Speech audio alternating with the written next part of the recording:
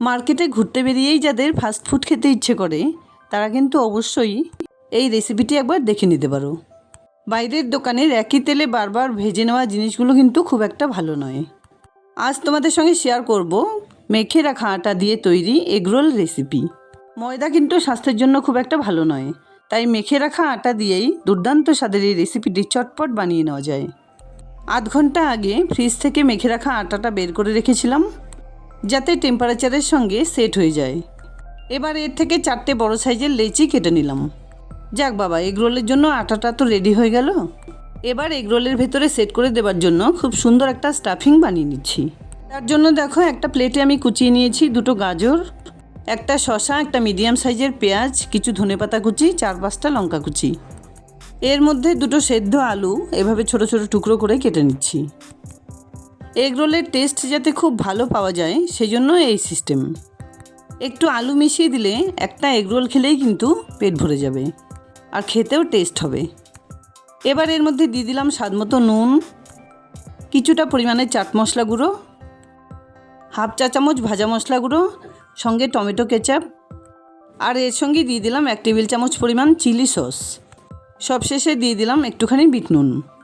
এবার খুব ভালোভাবে একটু সময় নিয়ে সমস্ত মশলাটা সুন্দর করে মেখে নিচ্ছি।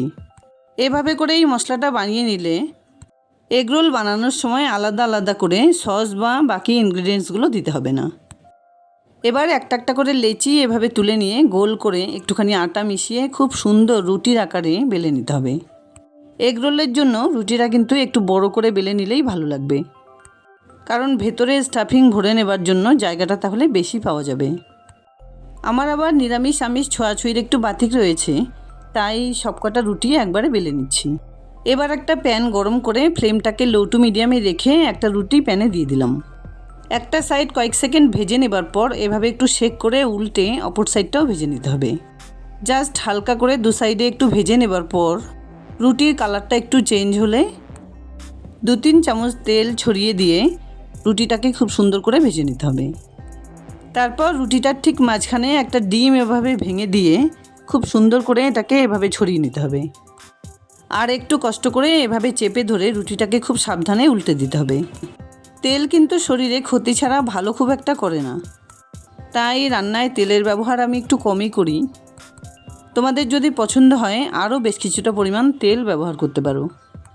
একটা পরোটা এভাবে ভেজে নেবার পর ঠিক একইভাবে সবকটা পরোটাই ভেজে নিতে হবে। যেহেতু আটা দিয়ে এগরোলগুলো বানানো, তাই খেয়াল রাখতে হবে ডিম ফেটিয়ে নেবার আগে যাতে 2 সাইডে খুব সুন্দর করে ভেজে নেওয়া হয়।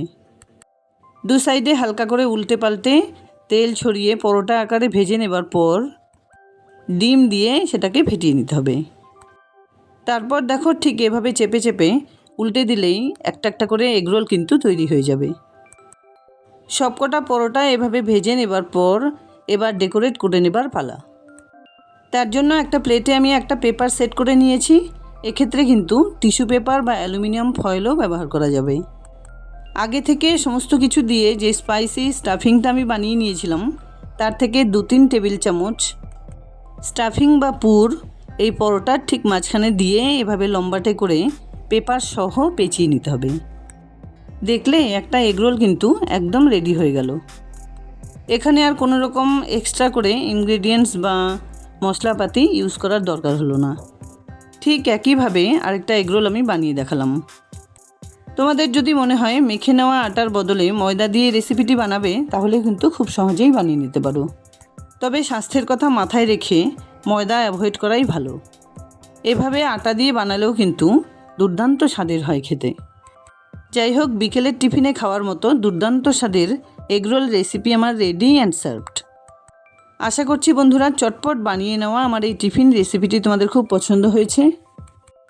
ভালো লাগলে লাইক, শেয়ার, কমেন্টস করতে ভুলবে না প্লিজ। আর এরকম নিত্য নতুন চটপটা রেসিপি পাওয়ার জন্য প্লিজ চ্যানেলটাকে সাবস্ক্রাইব করে পাশে থাকা বেল আইকনটা অলে করে দিও। দেখা হচ্ছে নতুন কোনো রেসিপি নিয়ে। ভালো থেকো, ধন্যবাদ।